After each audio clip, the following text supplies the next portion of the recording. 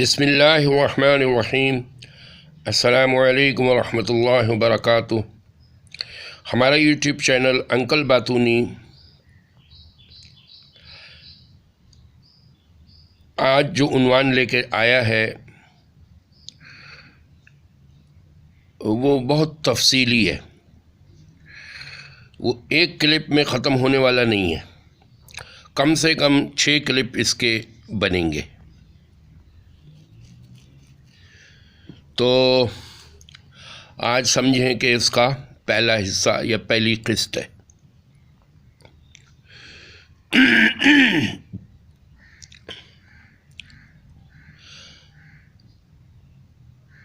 ویسے ہمارا جو یہ اوور آل عنوان جو بنے گا وہ بنے گا کہ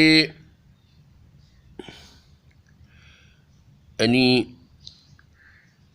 کامیابی ذمہ داری کے رستے سے، کامیابی ذمہ داری کے رستے سے۔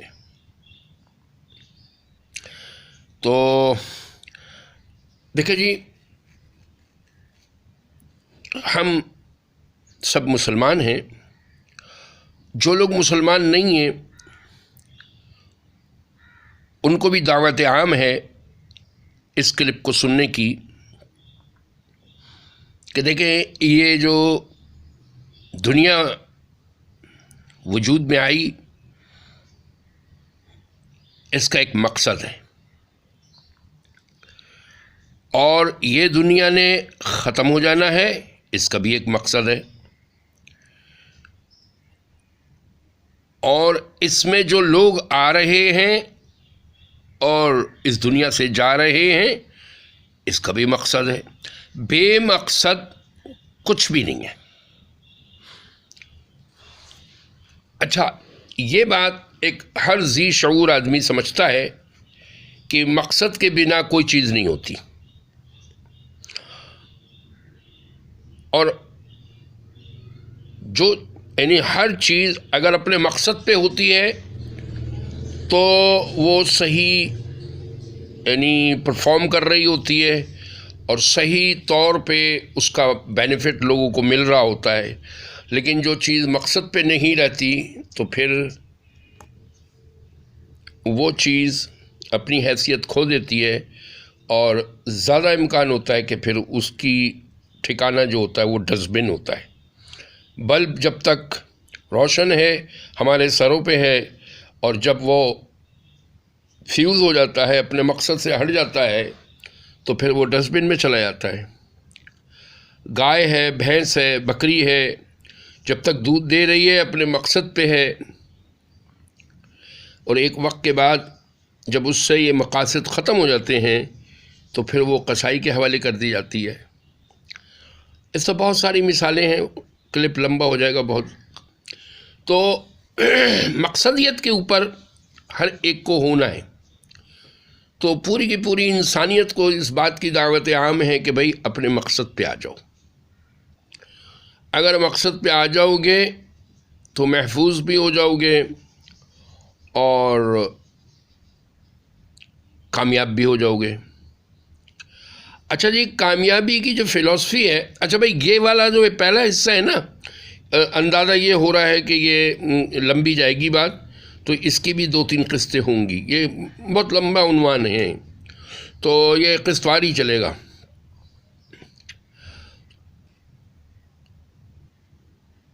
تو جو مقصدیت کے اوپر ہونا یہ بنیادی بات ہے، تو مقصد کے اوپر آ جاؤ، بس یہ بات عرض کی جا رہی ہے مسلمانوں سے بھی اور غیر مسلموں سے بھی، پوری انسانیت سے بلا کسی تفریق کے، کہ بھئی مقصد کے اوپر آ جاؤ، اور مقصد کے اوپر آ جاؤ گے تو فائدے میں رہو گے اور محفوظ رہو گے اور کامیاب رہو گے۔ اچھا، کامیابی کی جو فلسفی ہے وہ کیا ہے؟ کامیابی وہ نہیں ہے جو کچھ دن کے لیے ہو، کامیابی وہ نہیں ہے کہ جو کچھ دن کے لیے ہو، اور ناکامی وہ نہیں ہے کہ جو کچھ دن کے لیے ہو، بلکہ کامیابی وہ ہے جس کے بعد کوئی ناکامی نہیں ہے، اور ناکامی وہ ہے کہ جس کے بعد کوئی کامیابی نہیں ہے۔ یہ ہے وہ اصل کامیابی جس کے لیے یہ ساری محنت کی جا رہی ہے۔ پوری انسانیت کو یہ کہا جا رہا ہے کہ دیکھو، یہ چھوٹی چھوٹی کامیابیوں کی خاطر اپنی سب سے جو بڑی کامیابی ہے، جس کے بعد کوئی ناکامی نہیں ہے، اس کو اچیو کرنے کی کوشش کرو، اس سمت میں محنت کرنے کی کوشش کرو۔ اچھا، اب ہم بات شروع کرتے ہیں کہ بھئی دیکھیں،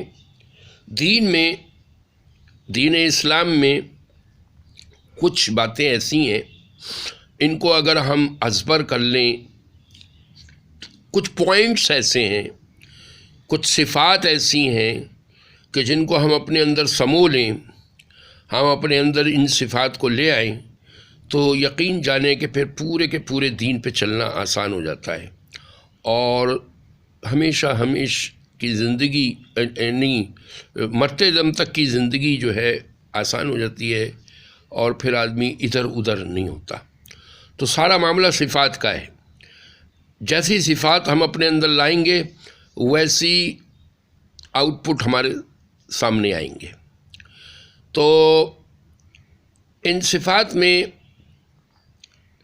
جو پہلی صفت ہے وہ ہے کامل ایمان۔ اپنے اندر ایمان کی قوت کو پیدا کیا جائے۔ ایمان بالغیب جو ہے، اس میں سب سے اہم ہے کہ یہ جو نظر نہ آنے والی خبریں ہیں، یعنی وہ خبریں کہ جن کو منوعاً تسلیم کر لینا، نبی پاک صلی اللہ علیہ وسلم نے جو ارشاد فرما دیا وہ حق و سچ ہے، اللہ جل شانہ نے جو احکامات ارشاد فرما دیا قرآن پاک میں وہ حق و سچ ہیں، ان پہ یقین کر لینا۔ اس یقین کو بنانے کا جو کام ہے وہ بہت ضروری ہے، اپنے اندر ایمان کو پیدا کرنا۔ صحابہ کرام رضی اللہ اجمعین کا یہ عالم تھا ایمان کا، وہ یہ فرماتے تھے کہ اگر ہمارے سامنے جنت کو لا کھڑا کیا جائے ان کی رعنائیوں کے ساتھ، اور جہنم کو لا کھڑا کیا جائے ہمارے سامنے ان ہلاکتوں کے ساتھ، ہولناکیوں کے ساتھ، تو ہمارے ایمان میں ذرہ برابر بھی اضافہ نہیں ہونے کا، کیونکہ ہمیں جو نبی پاک صلی اللہ علیہ وسلم نے خبریں دے دیں، ہمیں اس پہ پورا یقین ہے۔ اب جب پورا یقین ہے تو اس میں مزید یقین کی گنجائش ہی نہیں ہے۔ ایک صحابیہ تھیں، ان کا بچہ انتقال کر گیا، وہ اپنے بچے کے لیے بڑی بے چین ہوئی، بڑا تھا ایسا نہیں، مگر ان کے لیے تو بچہ ہی تھا۔ تو نبی پاک صلی اللہ علیہ وسلم نے جب ان کو اتنا بے چین دیکھا تو ان سے ارشاد فرمایا، جس کا کم و بیش مفہوم ہے کہ اگر تو کہے تو میں اللہ سے دعا کیے دیتا ہوں تو اپنے بچے کو جنت میں کھیلتا ہوا دیکھے گی۔ تو انہوں نے عرض کیا کہ نہیں، بس میرے لیے آپ کی اطلاع کافی ہے۔ جب آپ صلی اللہ علیہ وسلم تشریف لے گئے تو ساتھ بیٹھی ہوئی ان کی جو سہیلیاں تھیں، انہوں نے کہا کہ تم اگر اپنے بچے کو جنت میں کھیلتا ہوا دیکھ لیتی تو تمہارا کلیجہ ٹھنڈا ہو جاتا۔ تو کیا ایمان کی بات کری اس صحابیہ نے، اس عورت نے، اس حوا کی بیٹی نے، کہ اگر میں یہ فرمائش کر دیتی تو پھر میرا ایمان باقی کہاں رہتا۔ نبی کریم صلی اللہ علیہ وسلم نے جو ارشاد فرما دیا وہ حق و سچ ہے، اس میں کوئی شک کی گنجائش ہی نہیں ہے۔ میں اپنی آنکھوں پہ تو دھوکہ کھا سکتی ہوں، لیکن نبی پاک صلی اللہ علیہ وسلم کی بات میں کوئی دھوکہ نہیں ہے، کوئی شک نہیں ہے۔ ایسا ایمان تھا۔ تو وہ آپ صلی اللہ علیہ وسلم کی کتنی احادیث مبارکہ ہمارے سامنے سے گزرتی ہیں، اور کتنی اللہ کی احکامات ہمارے سامنے سے گزرتے ہیں۔ اب میں اپنا جائزہ لوں، کسی کو کچھ کہنے کی ضرورت نہیں، میں اپنا جائزہ لوں کہ میں کہاں ہوں،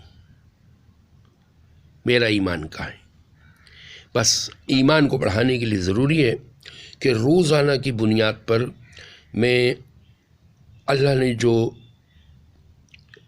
नेक आमाल के फ़ायदे गिनाए हैं उनको सुनूं, और बुरी बातों पे जो वईदें हैं और धमकियां हैं उनको भी सुनूं, ताकि मेरे अंदर बार बार के सुनने से ईमान में तरक्की हो। तो इंशाल्लाह फिर ये 10 मिनट हो चुके हैं, इससे ज़्यादा क्लिप करना नहीं है। तो इंशाल्लाह फिर इसी तसलसल को कायम रखने की कोशिश करते हुए बात को आगे बढ़ाएंगे। तब तक के लिए इजाज़त, माअस्सलाम।